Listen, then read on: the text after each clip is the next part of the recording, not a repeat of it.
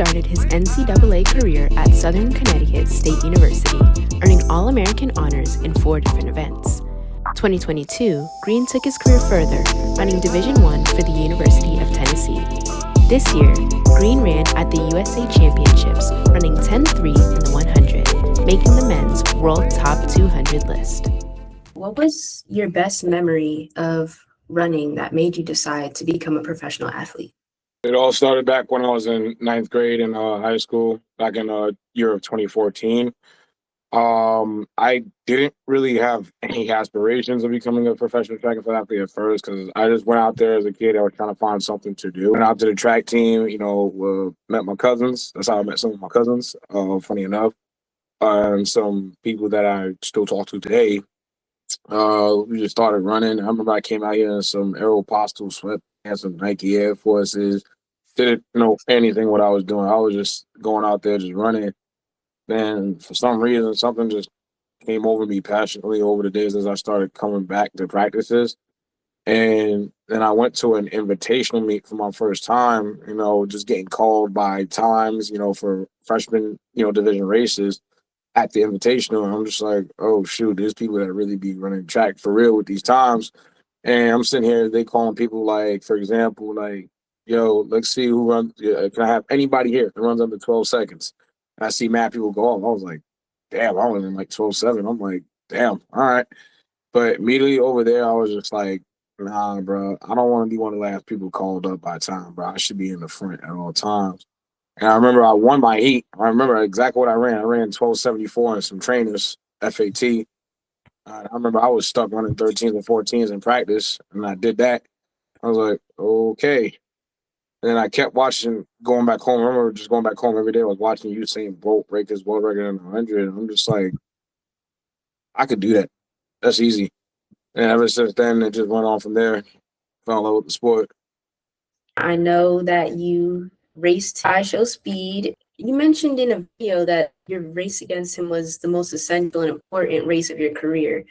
How does that make you feel, being an athlete that has put in so much time and dedication to the sport, that it kind of, or at least you've kind of boiled it down to your race against him?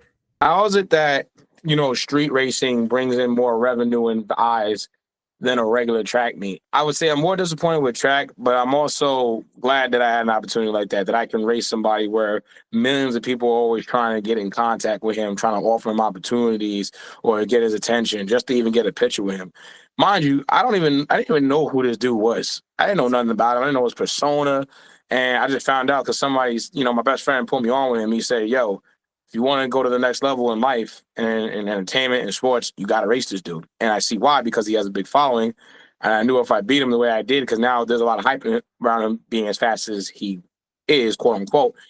Don't get me wrong, dude is fast, but we all know he doesn't run track at a high professional level. So I knew he, wasn't going to stand a chance of beating me. But the whole point was, it wasn't even about beating him. It was about creating an event. And I did that. I accomplished that. And that set me in, that gave me more leverage in life, me racing him, than any other race in my career. On your end, was the race, like, did you go to that, like, kind of meetup with the plan of, I got to race him, or you went and seized the first opportunity you had? No, the plan was to race him for months, because once I found out about him, and then we came up with a structured plan, organization, of course.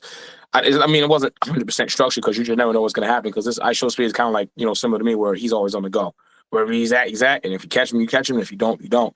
I remember the first time, like that whole day, I was on the run. Because he was in Philadelphia the day before, and I was on my best friend the phone with my best friend last night, and he said, yo, he's on tour in America.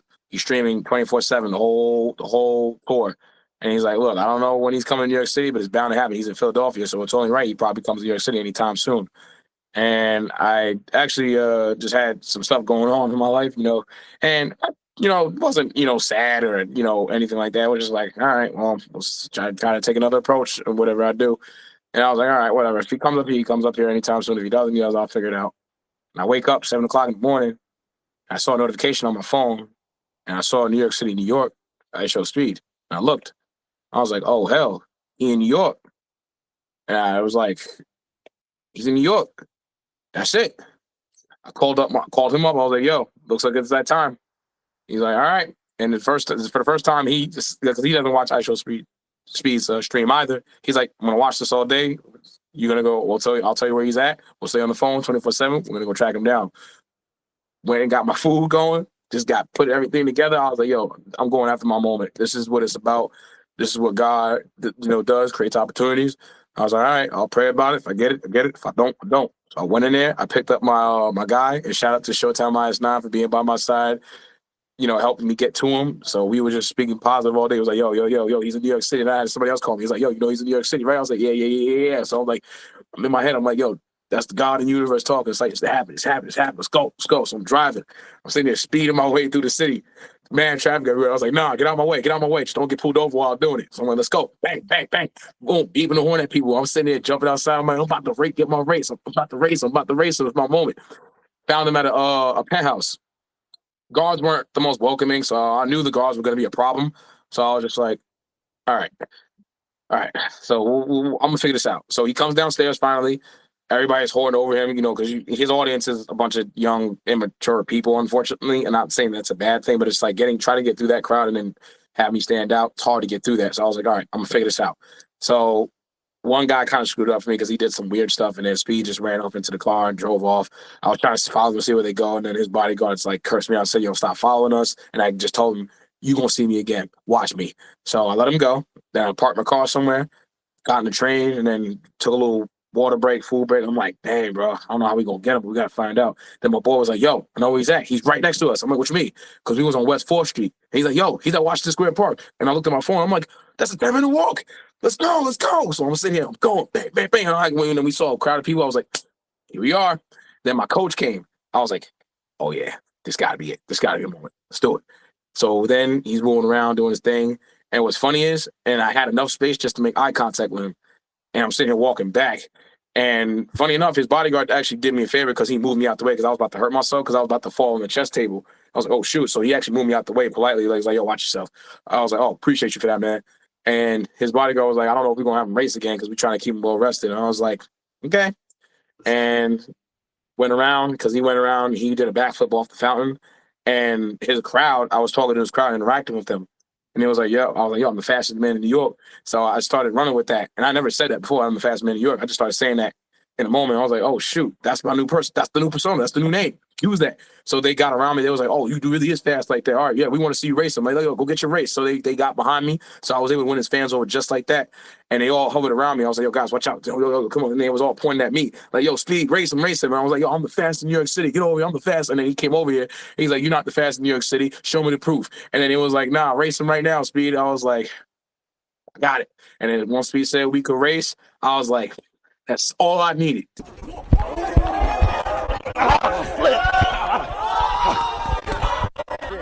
My shoe came out. No, it's good. My shoe came out. He's fast, though. Great enough. I went in there, as people say, called my phone, like, yo, you busted his ass. I was like, yeah, I busted his ass. So then House of Highlights saw it. Everybody else saw it. I was just like, wow, I really made that happen, bro. That moment right there told me I was meant to be one of the greatest entertainers and celebrities on the planet. Like, yeah, I know I don't have like millions of followers right now or a million subscribers on YouTube, but not many people get that moment and capitalize on it and, beat him the way I did, because he posted all his races after his tour was over, except for me beating him. To answer your question, I say that was the bigger moment of my career because the journey was even more fun than like the journey, like more than like my whole career in some ways. No disrespect to myself or anything, or the things that I did to put the work in, as you say, to get here. But it's like those are the true moments you really work for, where millions of people see that, and they are never going to forget that. There was a guy that ran down on him the next day. I don't know if you heard of a man named Queen's Flip, New York City entertainer. He has damn near 1 million followers. Has a very specific audience that he caters to. He ran down on IShowSpeed the next day. Got through his guards like that because Queen's Flip is known for crashing people's streams and making people buy him stuff, or he'll do crazy things like he'll like take his shirt off, land on the table, and be like, "I do what I want, New York. This spot." See, he'll just go run up on people and just do crazy stuff.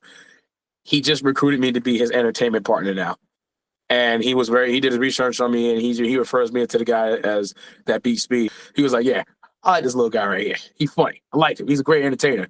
And then again, these things that's coming together. It's like ever since I beat Speed, I would have never got that opportunity probably if I didn't race IShowSpeed. And he did his whole research on me. So it's like, it's not even just my track record that got me there. It was just, again, me going after that moment, having that leverage. Are you still hoping to get that rematch? I have all what I need to get that rematch back. I just have to continue putting myself out there. And I know track is not going to be my main bread and butter. Like, yeah, I'll get faster. I'll run like 6'3" to 60, 6'4", 9.20, 19.43, whatever in any races, win a title or something like that. But I just need a bigger following and more people connects and bigger people of status and names to where it's undeniable that I have to get that rematch or he has to rematch me. I know that you market yourself as Mr. Wiggle, Bullet Train Nige, and like an entertainer. What role does your personality play in trying to bring more attention to the sport of track? And what do you hope this will achieve? As you know, track and field does not sell in America. I believe one thing I discovered after I told you I went viral for the first time after those games, I was running fast times like other people. I know I haven't accomplished the likes of things like, Rod Benjamin, Grant Holloway, Noah Lyles, but do you ever realize these athletes aren't getting paid like a Giannis Antetokounmpo or Aaron Judge or Floyd Mayweather, Canelo Alvarez? They're not getting paid the money that they're getting paid. And I looked at it, I was like, there's the problem. These athletes are not marketable. Everybody wants to be like a certain athlete. Like people have posters of what? Derek Jeter. They have posters of what? Serena and Venus Williams. I'm throwing these names out because people want to feel connected and personal with these people. They want to wake up and be like, oh, that's what I want to be like one day. Nobody's waking up wanting to be like even what? Usain Bolt. Maybe people in Jamaica do, but over here it's just like Usain Bolt is only known for just being fast. Like nobody wants to wake up and be like these people, and that's why they don't make the money that they make. You don't sell tickets. So nobody's. If I can ask you a question, right? What athlete do you know in track and field where people wake up and be like, "Oh, I want to go see this person perform in live or something like that"? Could you really legitimately name one? When I talk about certain athletes, people are like, "Who is that?" So yeah, I definitely agree with that statement because a lot of people are just unaware of even what's going on. Exactly my point. And again, they don't market the sport very well in this country, and they know that they really want to. And track has kind of shot itself in the foot, especially over here. I don't want to make any, controversial statements, but if you know how track and field works, what athletes get accused a lot of, I'm not the one to accuse anybody of anything, but there was something that happened years ago. There was a drug scandal that occurred. Because of things like that happening, the sport lost money. Athletes now started having to take different approaches on how they're going to get ready for meets, to get prepared, and how they're going to make money now because investors backed out of it because they're like, yo, this is not a good look on the sport, and that's a bad business move because why are people going to want to invest in a sport that had a big scandal that occurred? That's losing money. So athletes actually used to get paid a livable wage, from what I understand back in those times. Now, it's not happening no more. Unless you know how to, one, market yourself now because you have NIL, or if you have a personality like someone like Sha'Carri. Sha'Carri doesn't have to win gold medals all the time. She's just going to be making money.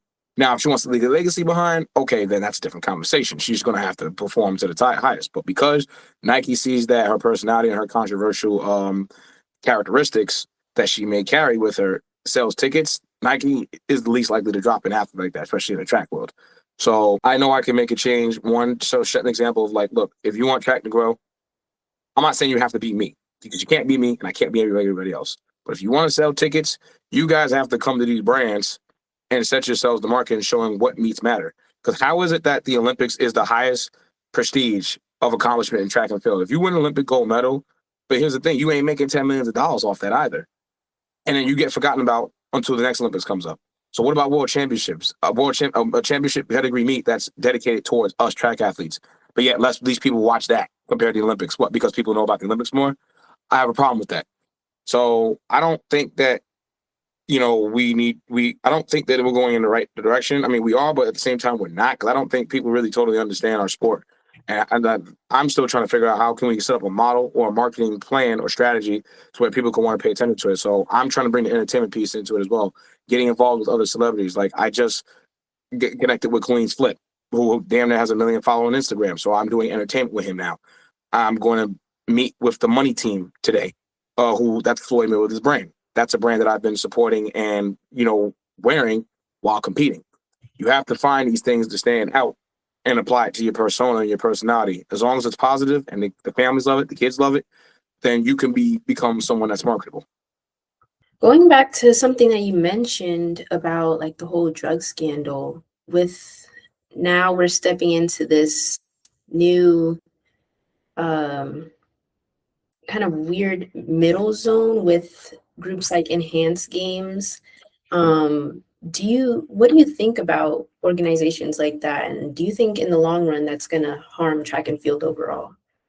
It's tough to say, and from my personal perspective, from what I'm seeing, I think it definitely will because now that's going to create conflict with doping testing agencies and companies because as you saw what happened with Fred, and I won't speak too much on that. What it looks like to me is in um the person that is organizing the enhanced games or putting the money into that.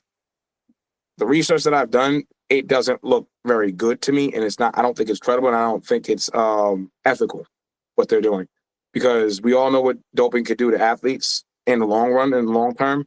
I can understand that athletes also, track athletes want because I don't blame them for going over there at the same time because they just need to make that money and put food on the table, and they may not have any other resort. Because look, some people don't have school to back on. Some people don't have other things that they can do in life to back on things, so they try to get as much as they can out of athletics. So not everybody's life is the same. So I can understand why when decisions get made like that, when it's time to make decisions, I see why they do it. So I don't judge at all, but I think in the long run, in my personal opinion, it's going to cause some problems.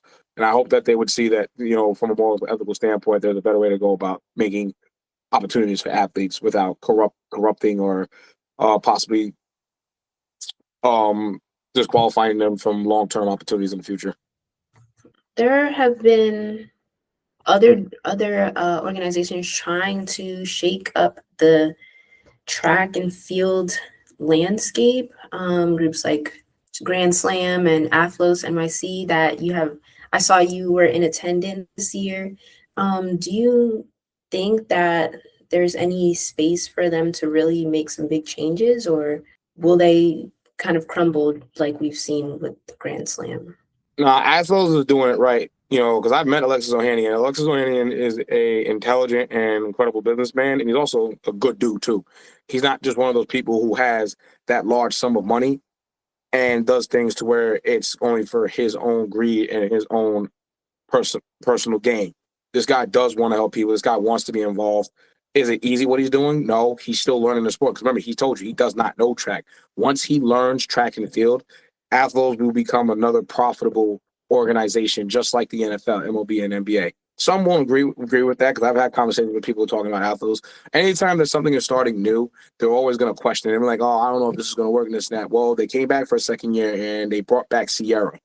How are they not doing something right? You don't just bring those type of, they brought Meg Thee Stallion last year, which I was there in the VIP last year when they brought her. They did it 2 years in a row now. More people tuned into it, and everybody had a great time. Mind you, they had a jumping event in the middle of Times Square. Nothing seen before it. Everybody said 5 out of 5, 10 out of 10, 12. They loved it. He's doing it right because he's putting the entertainment piece in it little by little. And look, I haven't heard much complaints from anybody about it anywhere. I don't know if you have. I haven't seen anything in the comments. People are loving it. So he's building it slowly from scratch because he knows that he can't just go hammer time from the front. There's things that he has to learn, that he has to level out, that he's going to put together because this guy already got it made. He's got all the money in the world. He doesn't have to be doing this. He's doing it because he wants to. And he's married to a woman who's one of the greatest female athletes that will ever touch the face of this planet as time goes on. So he's got the right people in his corner and he's asking help from the right people to put things together. I don't see why it won't work. So as long as he stays grounded like that, which I'm sure he will, and shout out to him and people of Athlos, it will go in the right direction. I can't not say the same for Grand Slam because what I heard from other athletes that their model was never set up for the athletes to begin with. So if Grand Slam wants to get it done right, they have to change their principles, their purpose, and how they go about their structure and organization with their business model because that is very important. And you have to make sure that the money is going to be guaranteed because if the athletes aren't getting paid, you shouldn't do it. What specifically, like I know there were issues with payment, but were there any other, you said that, the business model wasn't set up for the athletes in mind. What other elements were kind of off in that way? The marketing and advertisement was terrible, and the way they structured the meet was terrible. Like, why would you put days on where people are working at, and why would you start it in Jamaica? Like, yeah, I understand that Jamaica's a household country when it comes to track and field, but again, the sport does not sell around the world like other sports, like football, baseball, basketball, world even American football. You have to look at what they did over the years and see what works for them, and then see if you can integrate some of those things into your system, your model that will work for the sport. Because you got to remember, people don't really find running, jumping, all that much entertaining. So you have to give them an incentive to see what it is about it, and you have to give them a sense of a thrill that they're part of something. Because when people go to baseball games, what do? They bet, they believe, they have this fantasy that comes into mind. You have to play to people's fantasies. You have to play to the psychology of how you get people imbued, because people want to see something that they probably, no disrespect to the fans, know that they'll never get a chance to be in the game, but they want to still feel like they're in the game. How do you get people to feel like that when it comes to track and field? I have not seen that done yet. I believe that what I'm doing right now, and again, what happened with Mirrors was on accident. I didn't know that me just doing that little dance made people feel included in that moment. So I was like, you know what? I don't care how, fast or slow I run. I don't care about the, gold medal, silver medal, bronze medal, even though I know my money will depend on that, because I know what it was like to care too much about that. And I never got close to getting gold, silver, bronze, or running as fast times as I wanted to, because I cared too much about that. Now that I don't care no more and I'm just out there entertaining and have a good time, I actually perform 100 times better that way too. And people love it. That's what's going to sell. And that's what's going to get me to the promised land. So I'm going to continue to just do that and stick with that and figure out how to get that out there, put it together. And I believe that all I have to do is just get the right feedback and the right people on my team. And I think I'll, be the face of the sport better than, names of Usain Bolt and Noah Lyles. And I know those are very, bold statements, but you have to be bold and you have to step into that action with boldness. And I'm daring to be great. And if it doesn't work, so be it. I tried, and I know I won't go down,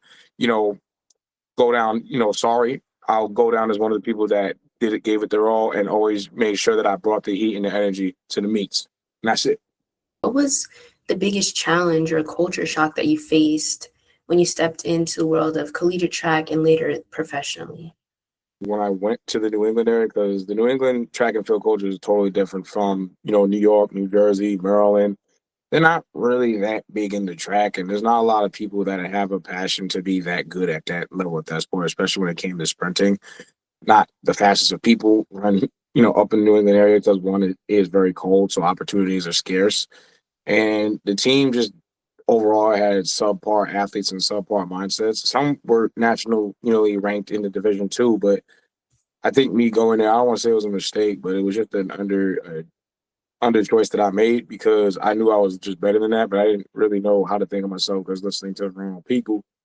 And I also lost my identity there. They convinced me that I was a D2 athlete, which that clearly wasn't true. Just looking how fast I'm running now. Then just having people that did not respect me on the team, and my lack of maturity, which again I wish I didn't have that lack of maturity, because that set me back a lot in every area of my life. But I got past it. So once I got past that, I figured it out. And that having that culture shock also told me that, look, some people are just not going to be in the same limelight as you when it comes to, trying to be as good as you want to be. So, because I lost that discipline and that fire to want to be that good because I went there, I would say. What would you say is the biggest misconception with being a professional athlete? Because I think a lot of people don't realize, like you're saying, how important having that following, making your name known is in the professional sports world. There's a misconception, and just because you're good, it doesn't mean people want to see you. It doesn't mean they want to see you, because there's a lot of people that are good at what they do, but nobody knows who they are. What is it about you that people can relate to you about? If you're not relatable, and the problem is a lot of people can't relate to being fast, because what do people get told all the time? It's either you're fast or you're not, which is not always true, because again, I wasn't always fast when I first started. Then I got faster because I put my mind to it and I learned science. Again, a lot of people cannot relate to track athletes. It's a sport that, and it's not to say that track and field is not really that lacks entertainment a lot, but it's just there's no infrastructure to it, there's no organization. There's not a lot of things to it where people could just be like, oh, I want to come into this world, compared to other sports. There's nothing really about it. It's all about what people value or want to, or what people desire. You have to play to those, find a way to play to those. So being a professional athlete also comes with a lot of sacrifice and discipline, which the people don't really care to understand, because if they did, maybe we'd be living in a different world as well too. But what do people only care about? Results. Can they relate to you? And can they get something out of you that benefits them? So once you understand that, then there won't be so much of a misconception. What do you think is next for you? I know you're trying to get that next level in, your online presence and everything, but, what do you feel is the next step in that ladder? We actually have an idea where we want to start live streaming track meets, just like IShowSpeed live streams. We want to live stream our trips and like going to meets and stuff like that, getting people in tune. I think when you start doing things like that, that'll get more people in tuned, of course.